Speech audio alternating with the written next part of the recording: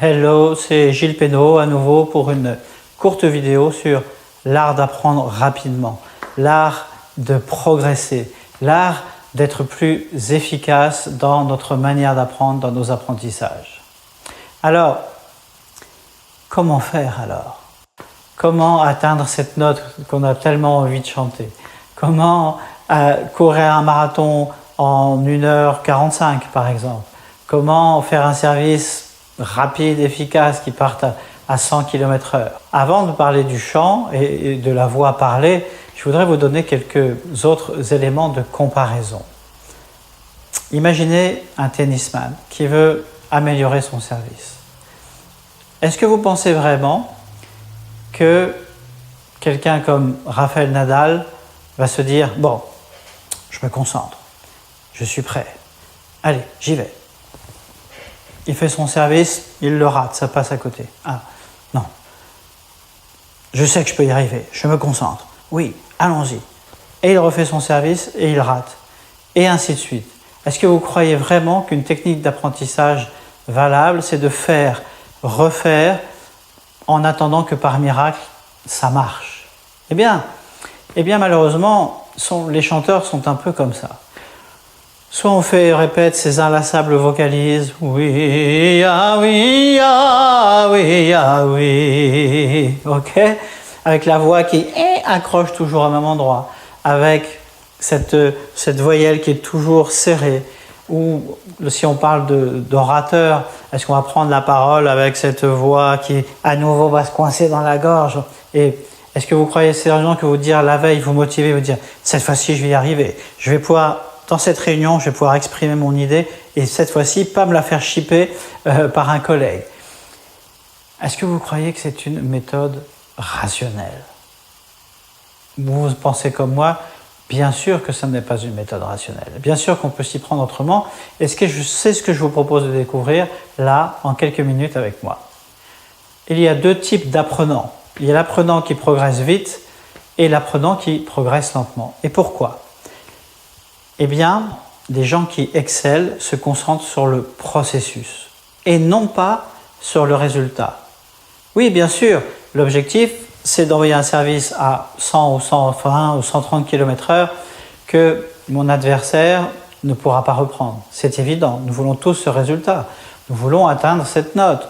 Nous voulons chanter ces aigus avec facilité. Nous pouvons vouloir chanter piano. Ça, c'est le résultat. D'accord ? Mais nous sommes obnubilés par le résultat au lieu de nous focaliser sur le processus. Et comment se focalise-t-on sur le processus? Quel est cet outil extraordinaire que pratiquent la plupart des sportifs de haut niveau, des instrumentistes de haut niveau, les chanteurs de haut niveau, et que nous laissons de côté? Eh bien, encore une fois, c'est de mettre notre attention non pas sur le résultat, mais sur le processus. Et le processus, c'est quoi? Lorsque Rafael Nadal travaille son service, d'abord, la première chose, c'est qu'il s'autorise à rater ce service. Oui, il est en train d'apprendre. Donc, il va s'autoriser à mettre les balles à droite, à gauche, peu importe. Ce sur quoi il va se focaliser, c'est pas que la balle arrive au bon endroit, c'est sur son geste. Comment sont placés ses pieds? Comment joue-t-il avec son dos? Comment va-t-il lancer la balle? À quelle hauteur? En quelle direction? À quelle vitesse?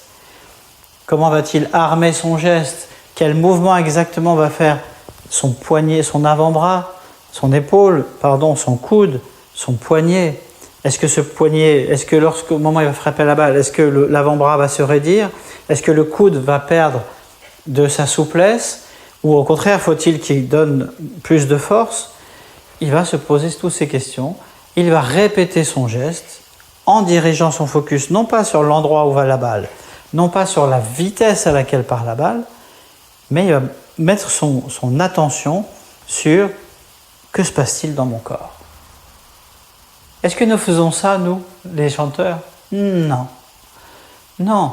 Nous répétons inlassablement encore une fois ces vocalises ou cet air et notre voix continue à accrocher toujours au même endroit. Jusqu'à ce que nous retournions notre attention, non pas sur nos oreilles et le résultat sonore, mais sur notre processus. Un pianiste va faire de même. Il va pendant des heures et des heures, il va répéter son geste pour délier ses doigts, de manière à ce que ses doigts deviennent agiles, parce que son poignet ne va pas se tendre, parce que son coude va rester souple, parce que son épaule et son dos vont rester dans un mouvement, au lieu de se crisper. La chance du pianiste, évidemment, ou du tennisman, c'est qu'il a un accès quand même visuel sur ce qui se passe. Nous autres chanteurs, nous n'avons pas d'accès visuel. Il nous faut donc redoubler d'attention sur le processus.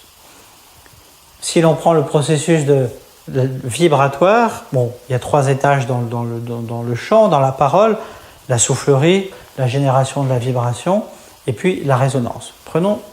Occupons-nous essentiellement du vibrateur. Est-ce que je m'intéresse à la tension qu'il y a dans mon cou? Est-ce que je m'intéresse à ce que fait ma mâchoire de manière très fine? Est-ce que je suis capable de porter mon attention, toute mon attention, pas une partie de mon attention, mais toute mon attention sur ma mâchoire pendant quelques sons, pendant que j'émets quelques sons? Ah, et quand je monte dans l'aigu, que fait ma mâchoire? Est-ce qu'elle se tend? Est-ce qu'elle se crispe? Que fait ma langue? Est-ce que ma langue est en tension? Est-ce que le pied de ma langue est tendu, étant donné qu'il est relié au larynx? C'est très important.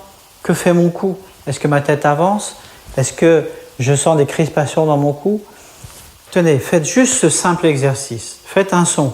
Ah, ok? Et maintenant, faites-le en bougeant. Ah. Il y a de fortes chances pour que le son change. Que le son en bougeant, soit plus large, plus vibrant, plus rond. Pourquoi? Eh bien parce que la plupart du temps, nous accumulons énormément de tension dans cette zone-là, où que ce soit, et notre voix s'en ressent énormément. Ce qui est merveilleux, c'est que si vous faites cette analyse, si vous vous dirigez vers votre ressenti, alors vous allez comprendre, alors vous allez ressentir ce que vous devez libérer, et vous allez vous entraîner à libérer spécifiquement cet endroit, au lieu encore une fois de répéter. Ça n'a jamais amené un tennisman à jouer mieux, ça n'a jamais amené un pianiste à jouer mieux.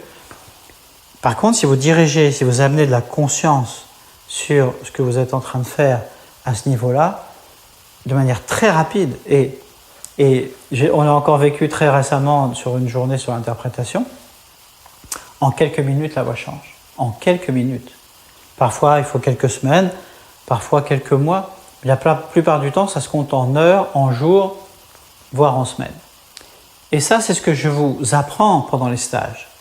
Nous libérons les tensions profondes, nous mettons de l'attention sur l'instrumentiste, comment utilise-t-il son instrument, je viens d'en donner un exemple, et puis ensuite nous travaillons sur l'artiste.